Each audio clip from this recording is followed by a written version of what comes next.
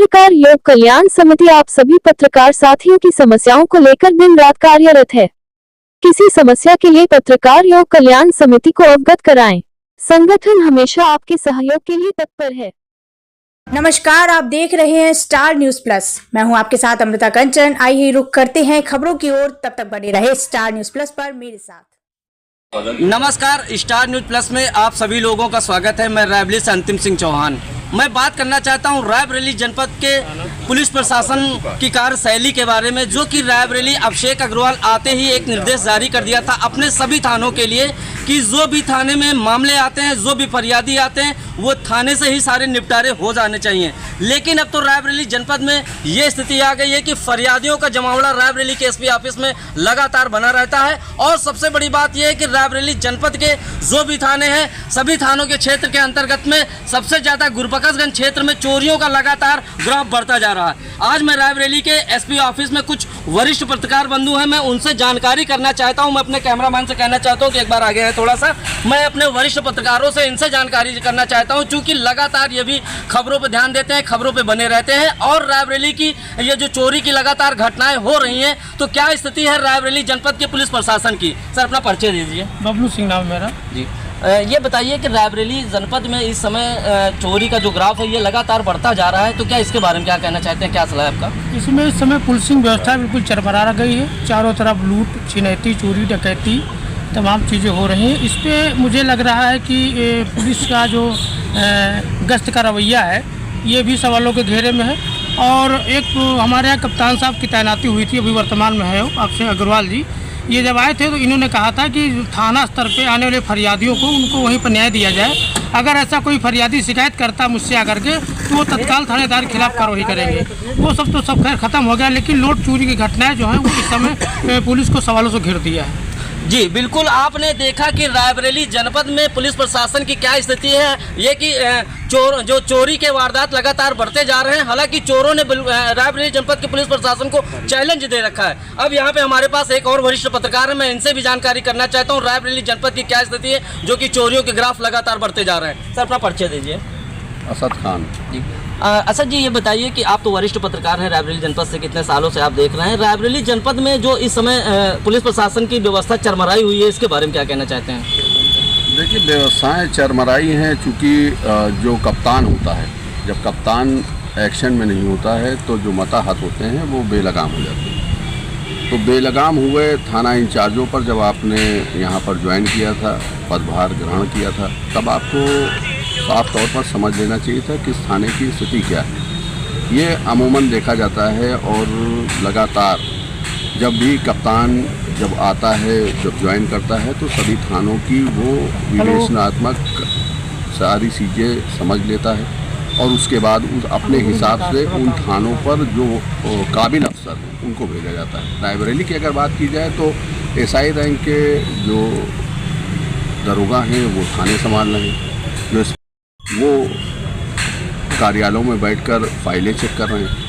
तो इस पोजीशन को भी आपको देखना चाहिए। दूसरी बात रही जो चोरियों का ग्राफ बढ़ा या फरियादियों का जमवाड़ा लग रहा है, तो इस पर आपको गंभीर होना पड़ेगा। क्योंकि अगर आपको याद होगा पुलिस अधीक्षक महोदय, तो आपने साफ तौर पर कहा था कि मेरी परिक्रमा करना बंद करिए, आप थाने में बैठिए, जो फरियादी आते हैं उनकी समस्याओं को सुनिए। फरियादी यहाँ नहीं आने चाहिए थे, नहीं तो थाना अध्यक्ष पर कार्रवाई सुनिश्चित कर दी जाएगी। इस बात को लेकर महीने 15 दिन बड़ा तरीके से काम हुआ, फरियादी गायब हो गए। लेकिन महीना 2 महीने बीतने के बाद लगातार फरियादियों का जमवाड़ा लगना, चाहे वो राजस्व से जुड़े मामले हों, जबकि पुलिस महानिदेशक का सख्त आदेश है कि राजस्व मामले हों और पैसे लेन देन के मामले में पुलिस इंटरफेयर नहीं करेगी। उसके बाद लगातार फरियादियों का जमवाड़ा लगना, चोरी की घटनाएं या जो लूट की घटनाएं हैं जिस तरह से बढ़ रही हैं, उस पर पुलिस अधीक्षक महोदय को गंभीर होना पड़ेगा और निश्चित तौर पर इस पर गंभीर होने की ज़रूरत भी है। क्योंकि अगर आपके मताहत कोई भी लापरवाही करेंगे तो जिम्मेदारी आपकी बनेगी। क्योंकि जब मुख्यमंत्री की ब्रीफिंग होती है या वीसी होती है, वीडियो कॉलिंग होती है या किसी भी तरह की समीक्षा बैठक होती है, तो उसमें जवाब देने के लिए आपको ही कुर्सी मिलती है। वहाँ पर कोई थानाध्यक्ष, सीओ या एडिशनल नहीं बैठता। तो ये चीज़ों को गंभीरता से दे पुलिस अधीक्षक महोदय, और इन लोगों पर जो ऐसे लापरवाह थानाध्यक्ष हैं उन पर कार्रवाई सुनिश्चित करें, जो काबिल अफसर हैं उनकी पोस्टिंग करें और इन चीज़ों पर विशेष ध्यान रखें। क्योंकि जो आपने कहा है कि फरियादियों का जमवाड़ा यहाँ ना लगे, तो वो सुनिश्चित कराई जा सकती है। थाना स्तर पर उस मामले को निपटाया जा सकता है। खूनी संघर्ष होते हैं, ज़मीनी विवाद होते हैं, उस पर आप पाबंद करिए दोनों लोगों को। सारी चीज़ें 151 कार्रवाई होती है, नहीं समझ में आने के बाद 188 कार्रवाई होती है और कई इस तरह की धाराएं हैं जो लगती हैं। और उसके बाद जो उपद्रवी हैं, जो इस तरह के काम करते हैं, अशांति फैलाने काम करते हैं, उनके अंदर डर पैदा होना चाहिए, पुलिस का भय पैदा होना चाहिए, वो ख़त्म होता दिख रहा है। तो इस पर गंभीर पुलिस अधीक्षक महोदय को होना चाहिए और अगर होंगे तो अच्छी बात है, अन्यथा जवाब आप ही को देना है और कार्रवाई भी आप ही करना है और जो कार्रवाई भी होगी वो भी आप ही के ऊपर होगी। बिल्कुल, आपने देखा कि हमारे वरिष्ठ पत्रकार दशरथ खां भाई ने क्या बताया, किस तरीके बताया कि रायबरेली एसपी जो कि अभिषेक अग्रवाल जी को किस तरीके कार्रवाई करनी चाहिए। मैं एक बात और करना चाहता हूं, अभी हाल ही में गदागंज मामले के गदागंज में एक लूट मामले में जो कि एक निर्दोष को जेल भेज दिया गया था, 12 दिन वो जेल काट करके आया। हालांकि जांच का विषय है, लेकिन सबसे बड़ी बात यह कि मैं अपने वरिष्ठ पत्रकार भाई से इसके बारे में भी जानकारी करना चाहता हूँ कि 12 दिन की वो निर्दोष जेल काट के आया, लेकिन रायबरेली जनपद की पुलिस प्रशासन या रायबरेली पुलिस अधीक्षक गदागंज थाना प्रभारी के ऊपर अभी तक कोई कार्रवाई क्यों नहीं किया, जांच का विषय क्यों बना बैठा है? देखिए, ये उनका इंटरनल मामला है, क्योंकि जो लोकल तबके के लोग थे उनके बयान भी मीडिया पर्सन के पास आए। उसमें साफ तौर पर कहा गया कि आरओ का पानी लड़का लेने जा रहा था, वहाँ पे बैग पड़ा मिला, उसको लेके कुछ जो व्यापारीगण हैं उनके साथ वो थाने पहुँचा और वहाँ पर उनको सुपुर्द किया गया। अब क्या जल्दबाजी थी या किसको कॉन्फिडेंस में व्यापारियों को थानाध्यक्ष नहीं दे पाए या गुडवर्क की जल्दी थी, उसको दूसरी जगह दिखाया गया और उसके बाद वो जेल गया। जेल जाने के बाद वो करीब 20 दिन शायद जेल में रहा होगा, 10-12 दिन वो जेल में रहा और उसके बाद जब वो बाहर आया उसने अपनी आप बीती बताई। मीडिया पे खबर चली है, प्रकाशित हुई हैं अखबारों में, वरिष्ठ जो अखबार होते हैं, चाहे दैनिक जागरण, अमर उजाला या हिंदुस्तान हो या वरिष्ठ न्यूज़ चैनल होते हैं, प्रमुख न्यूज़ चैनल जो होते हैं, उन पे वो खबरें चली, काफ़ी पोपोडंडा हुआ, लेकिन उस पर त्वरित कार्रवाई करने की जरूरत है। मैंने पहले भी कहा कि मताहत काम नहीं कर रहे हैं तो उनकी सही जगह लाइन, जो कार करने वाले लोग हैं उनको आप कार्यालय से निकालिए और उनको वहाँ पर पोस्टिंग दीजिए, वो काम करके दिखाएं, क्योंकि जो निकल कर आएगा वो काम करेगा। जो काम नहीं कर रहे हैं उनका रास्ता लाइन में है, वो लाइन में रहें, वहाँ लाइन पे अपनी ड्यूटी को संभालें। थाना नहीं चला पा रहे हैं तो ज़बरदस्ती थाना देने की उनको कोई ज़रूरत नहीं। और कार्रवाई करने के लिए अभिषेक अग्रवाल जाने जाते हैं, क्योंकि ज़्यादा दिन वो कहीं रुके नहीं। हमको लगता है कि सबसे ज़्यादा समय उनका रायबरेली में इस समय हो चुका है, तो अब वो रायबरेली को समझ भी चुके होंगे और रायबरेली को जान भी चुके होंगे।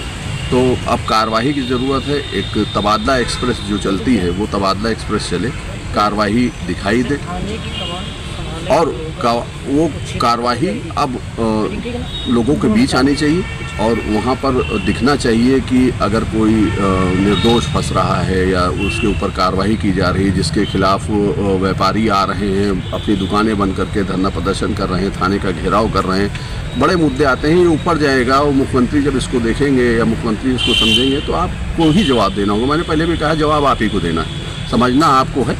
जो काबिल हो उसको आप थाना दें, जो काबिल नहीं है उसके लिए जगह कार्यालय में और पुलिस लाइन में खाली है, उनको वहाँ पर उनकी पोस्टिंग होनी चाहिए। बहुत बहुत धन्यवाद असद जी, जो कि हमारे रायबरेली जनपद के वरिष्ठ पत्रकार हैं और इनकी सलाह जो कि हमारे चैनल ने देखा और सुना, ये बहुत अच्छी बात है। लगातार स्टार न्यूज़ प्लस दिखाता रहेगा कि रायबरेली जनपद की जो बढ़ती चोरियों के ग्राफ हैं। और हमारे पास यहाँ पे जावेद भाई भी हैं। मैं जावेद भाई से दो शब्दों का प्रयोग जानकारी करना चाहता हूँ। कोई बात नहीं जावेद भाई, अभी नहीं बोलने को उसमें। और हमारे पास शैलेंद्र मौर्य हैं जो कि चाणक्य न्यूज़ से भी रिपोर्टर हैं और हमारे रायबरेली जनपद में ये भी पुराने पत्रकार हो चुके हैं। मैं इनसे भी जानकारी करना चाहता हूँ कि रायबरेली जनपद में जो इस समय चोरियों का ग्राफ, लूट, हत्याएँ जो लगातार बढ़ती जा रही, ग्राफ बढ़ता जा रहा है, इसके बारे में इनकी क्या सोच है, क्या मानना है? सर अपना परिचय दीजिए। शैलेंद्र कुमार मौर्य जी। शैलेंद्र जी, ये बताइए जो रायबरेली जनपद में जैसे कि गुरबक्सगंज थाना क्षेत्र के अंतर्गत में लगातार चोरी का ग्राफ बढ़ता जा रहा है, इसके बारे में क्या कहना चाहते हैं? देखिए, जब थाने की कमान जो है नौसिखिया संभालेंगे तो क्षेत्र का यही हाल होगा।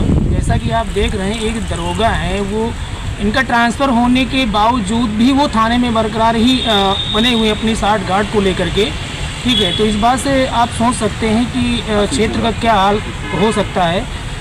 ऐसे में आप अंदाज़ा लगा सकते हैं कि क्या हो सकता है।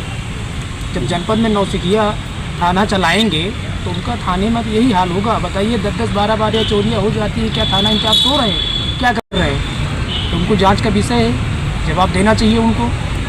बिल्कुल, हमारे शैलेंद्र जी ने भी बताया अपनी पूरी बात को। और सबसे बड़ी बात यह है कि हमारे पास एक हमारे वरिष्ठ पत्रकार हैं। मैं आपसे निवेदन करना चाहता हूं कि 1 मिनट हमारे चैनल पे आए। आशीष श्रीवास्तव, जो कि सहारा समय DD न्यूज़ के वरिष्ठ पत्रकार, पुराने पत्रकार। और सबसे बड़ी बात यह है कि आशीष जी, इनके अंदर भी एक अच्छा टैलेंट है। वर्षों से जो है अपनी कमान, अपनी पत्रकारिता को लगातार संभालते चले आ रहे हैं। आशीष जी, मैं आपसे ये चर्चा का विषय जो रायबरेली जनपद में बना हुआ कि चोरी, लूट और हत्याएं लगातार ये ग्राफ बढ़ता जा रहा है, उसके बावजूद रायबरेली जनपद की पुलिस प्रशासन क्यों मौन है? जिस तरीके से रायबरेली में चोरी की घटनाएं, लूट की घटनाएं और हत्या की घटनाएं हो रही हैं, कहीं ना कहीं ये सवालिया निशान है रायबरेली की पुलिसिंग पर। तो कुल मिला के यहाँ पे जो आला अधिकारी हैं पुलिस विभाग की, उनको ये सोचना चाहिए, जिस तरीके से माननीय मुख्यमंत्री योगी आदित्यनाथ लगातार अपने मातहत अधिकारियों को निर्देश देते आ रहे हैं कि जनता की सुरक्षा और जनता के बीच अपनी पैठ बनाएं, सुरक्षा को लेकर लगातार अच्छे कड़े इंतजाम करें पुलिस के अधिकारी। लेकिन जिस तरीके से रायबरेली में पिछले 3 महीने के अंदर कुछ रायबरेली के चिन्हित थाने हैं, जिसमें हरचंदपुर, बछरावा और आपका गुरबकसगंज, गदागंज, आपका ऊंचाहार और जगतपुर, ये ऐसे थाने हैं जिनमें लगातार क्राइम का ग्राफ बढ़ता नज़र आ रहा है। अभी हाल ही में 6 महीने पहले माननीय पुलिस महानिदेशक ने एक जियो दिया था समस्त पुलिस अधिकारियों को, कमिश्नरेट में कमिश्नर को, IG को, कि कोई भी पुलिस अधीक्षक जिस जिले में तैनात है और संबंधित थाने के थाना अध्यक्ष अगर अपने क्षेत्र में पुलिसिंग की कार्रवाई को सही तरीके से सुनिश्चित नहीं कर पा रहे हैं तो उनको तत्काल थाना अध्यक्ष पद से हटा करके किसी दूसरे को तैनात करके पुलिसिंग व्यवस्था को सुचारू रूप से किया जाए।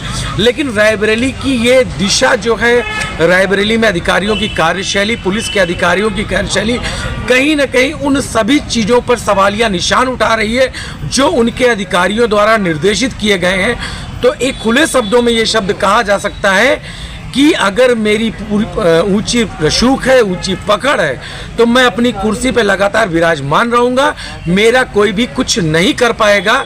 जनता की जो समस्याएं हैं उससे परे हटकर मैं काम करूंगा। ये एकदम साफ देखने को मिल रहा है रायबरेली में इस समय क्राइम के बढ़ते ग्राफ को देखते हैं। जी धन्यवाद आशीष जी। आप देख रहे हैं कि लगातार लोगों का, हमारे जो पत्रकार बंधु हैं, इन सभी लोगों का कहना है कि रायबरेली जनपद में कहीं ना कहीं रायबरेली जनपद पुलिस प्रशासन क्यों कमजोर नजर आ रही है। आखिरकार कब इन समस्याओं से लोगों को जो है, समस्याएं से जो है लोगों को समस्याओं से दूर होना पड़ेगा, जो कि लगातार चोरी और लूट हत्याएं का मामला है जो कि लगातार बने हुए हैं। स्टार न्यूज़ प्लस अंतिम सिंह चौहान, रायबरेली।